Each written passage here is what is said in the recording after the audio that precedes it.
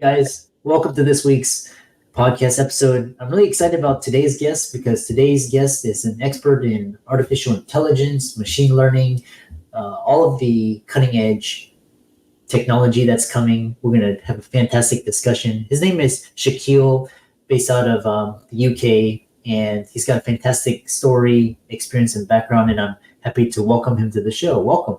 Great to be here, Chris. Thanks for having me. Yeah. Tell people about your background and your story and how you got started. It's a bit of a strange story, Chris. I originally got into finance when I was a wee bit younger and worked in banking for many years and fell out of that. I realised it wasn't for me. Got involved in health and safety, and simultaneously I was working and learning about health and safety at the same time. Kind of diversified into health and safety. And then over the last few years, we have taken a more machine learning approach using data analytics to understand how productivity works and how businesses are losing lost time and how we can improve that.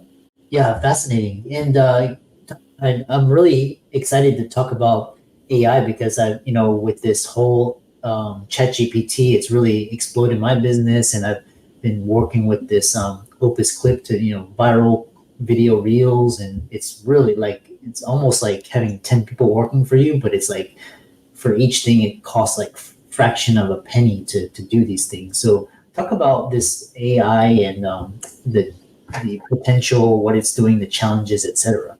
It's fantastic. It's such a great introduction to the world. However, at the same time, it does have some negative aspects to it. I think how you use it and how you perceive it can be either positive or negative. Especially now with the introduction of ChatGPT, we've been working on machine learning for like 18 months now. And at the first 12 months that we were doing it, nobody was interested. Nobody was really interested in what we actually did and understood it. And go back, I think maybe 9 months now, at the start of the year, ChatGPT comes in, explodes, and everybody's interested in artificial intelligence and trying to do things through machine learning. And it's been exciting for us. It's, from a health and safety perspective, it's quite scary as well. A lot of businesses and individuals are looking at artificial intelligence as a way to replace humans. And that's not the kind of mindset that we want business owners or businesses to take. We want to look at the way that artificial intelligence is there, or machine learning is there, to complement human skill and advance human skill rather than replace human skill. So we would look at it from a point of view where it was last resort to remove the humans, people, from doing the job. If it was maybe a safety or a health risk to them, then we would say, look, let's introduce artificial intelligence, rather than say, look, let's cut 50 jobs and put machines in there instead. Yeah, which is interesting. You're actually kind of in the camp where we have to be mindful of the ramifications of AI, because a lot of people, yes, previous year talking about the potential of AI and how much it's but you bring up a valid point, which is this idea of replacing workers, and kind of talk about this because the camp is usually, they're saying we have to learn how to use AI in conjunction with humans and not just cut 100 jobs altogether. So talk about that. Yeah, I think with what we do, Chris, we do data analytics. So it's a kind of deeper level of learning and understanding what's going on in the business. So we're coming from the point of view, well, I'm a health and safety practitioner, first of all.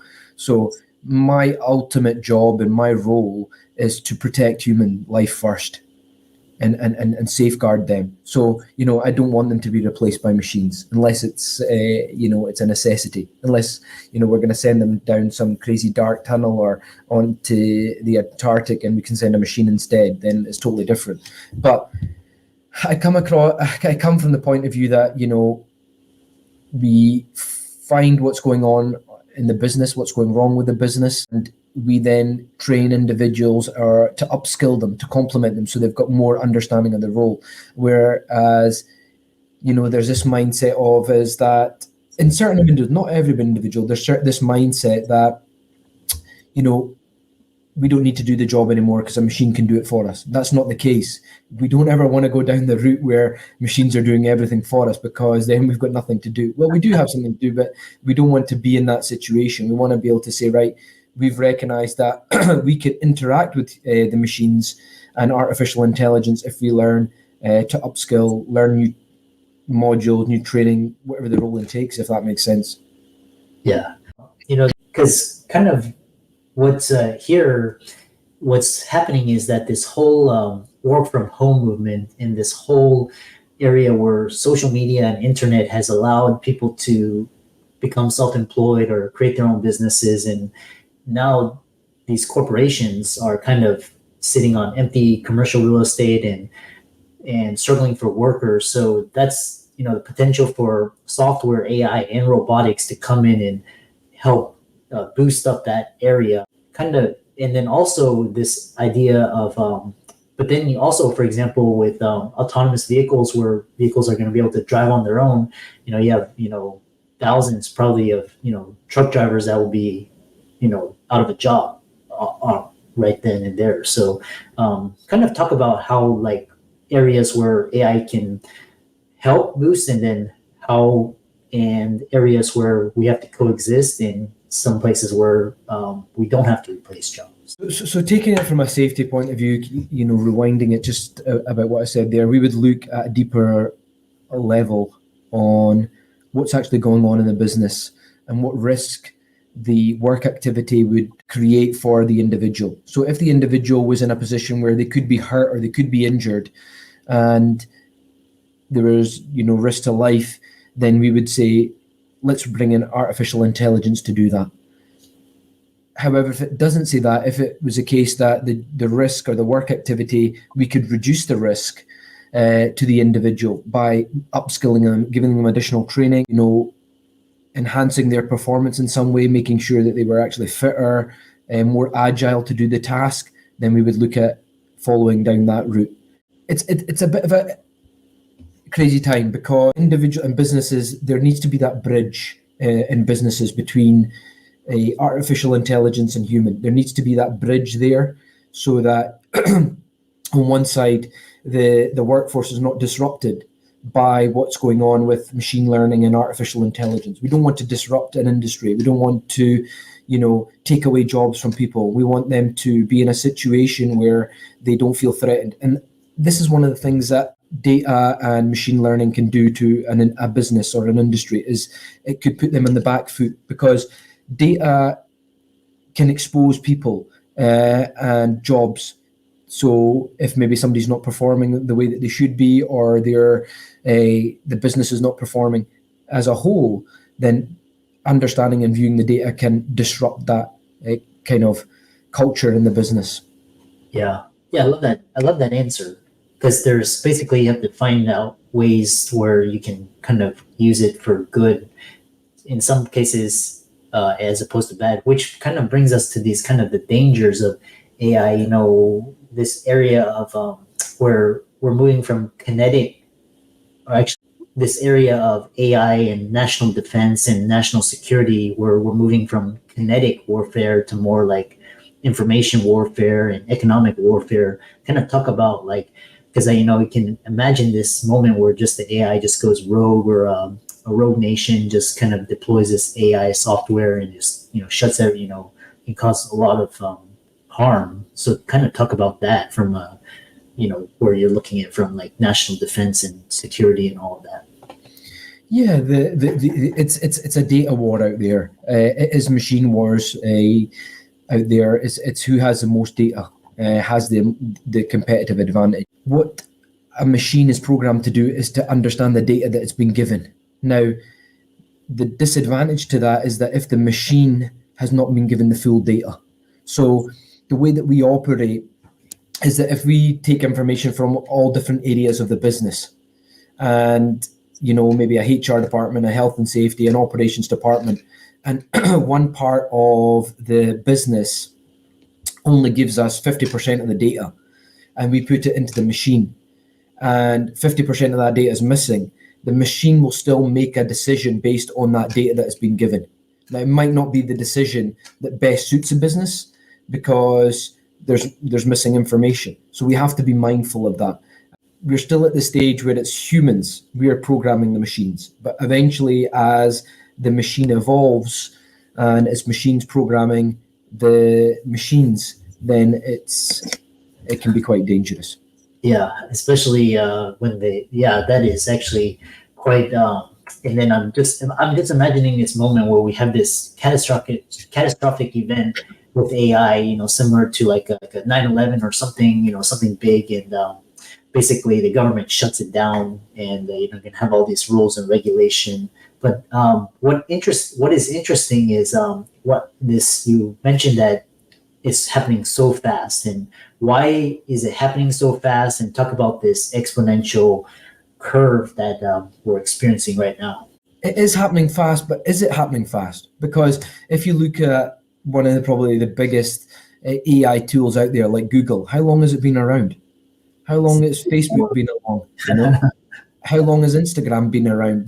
These are advanced AI machines. They're picking up data and telling you what you want to look at, and reading what's going on. Then they're going on to market you. That's massive internet. We've been using it for a long time, but we've just not accepted that we're using it. We were still in the denial stage that we're actually using artificial intelligence on a day-to-day basis.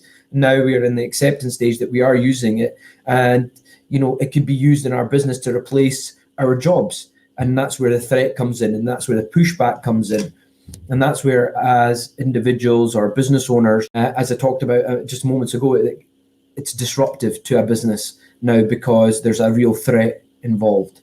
And that's why there has to be certain ways that you maneuver when you implement an artificial intelligence program or a machine learning program.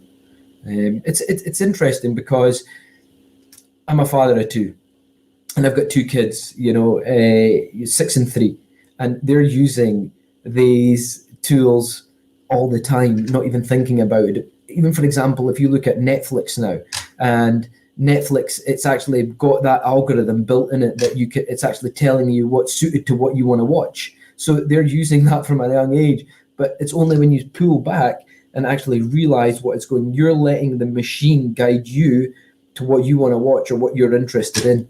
So it's really fascinating when people say, "Oh, it's just coming in," but it's actually been here for a long time. We've just not noticed.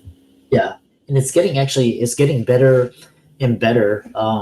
Just the recommendations, and again, it's an early technology. One thing, kind of talk about is this.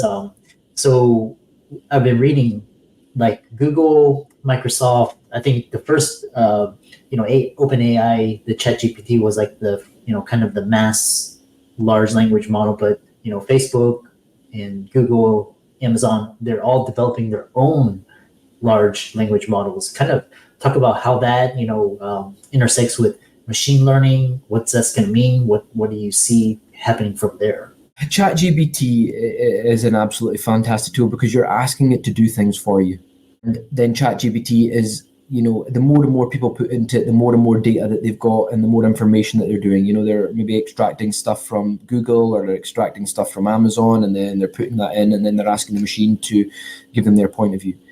The advantage that I see Facebook, Instagram, Microsoft, and all these businesses that they have historical data. So they have years and years of data on how individuals interact with their platform and what they're actually looking for. So they can actually create that algorithm, or they can track certain things down a lot quicker. Think about how many Facebook posts, blogs, groups that are actually available on Facebook just now, and what you could access if you were able to type it in like ChatGPT. Tell me all the stuff. Tell me all the groups that are artificial intelligence and machine learning, and it'll list etc. all the groups with specific parameters. I think that I don't know the kind of ins and outs of how they're going to do it, but I think that the historical data will be the advantage that they have, because they can actually understand people's behaviors and patterns, and all the information is there. It's probably really frightening how much information Google Meta actually have. It's probably actually really frightening. like I said, it's like an early technology. Kind of the other question is, what are your thoughts on just kind of innovation? Should we basically, because I'll give you an example here in the States, with this with blockchain and Web3, and I hate using the word cryptocurrency. These terms, the government has really shut down and really kind of banned it. What are your thoughts on kind of the future of AI? Will they undergo the same regulation? Will they shut down and ban it?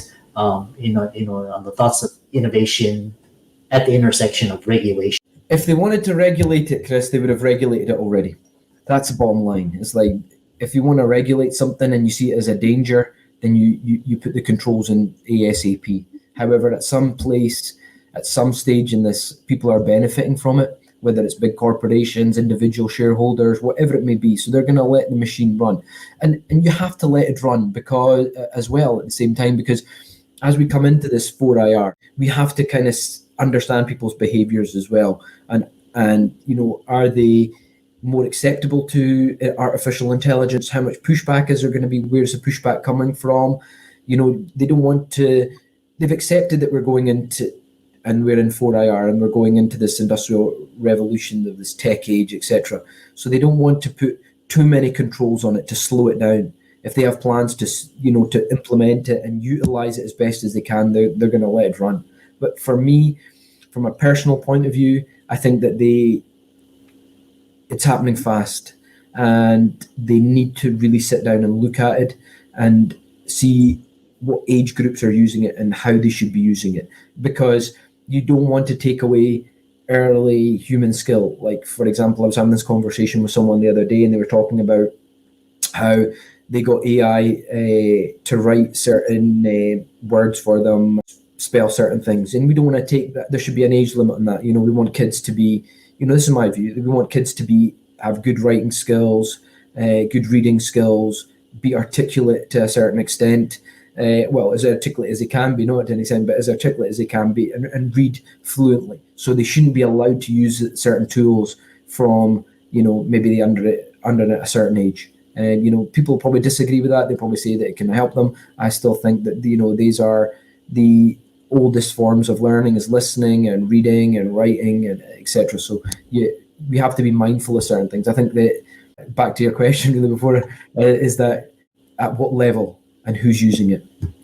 Yeah, really fantastic discussion, and really important. I think AI is going to come to the forefront of a lot of discussions in the future. It was just like the internet and these FANG companies and social media. It's got its pluses and minuses. So we have to kind of, like I said, it's like a tool. So you can use a hammer for good or for bad. Different things. And how can people contact you, follow you, reach out to you, check out your work, etc.? We're on LinkedIn. Our business website's on LinkedIn. We're on Facebook. We're on Instagram. We're on most of the socials, and they can contact us through that and view the work that we're doing, and reach out to us and ask us any questions. A lot of the questions that we do get asked is really how the workforce is going to react to the implementation of artificial intelligence. That's the kind of number one question that we get asked at the moment, and how do we navigate around that pushback. Yeah, I love that, and really fantastic discussion. And Shakeel's got a really interesting slant compared to previous guests, and kind of really you have to watch AI, kind of use it mindfully, be aware. And all of his resources will be in the links and show notes. Check out his social media. And with that, thanks so much for coming onto the podcast. Thanks for having me, Chris. Really enjoyed it.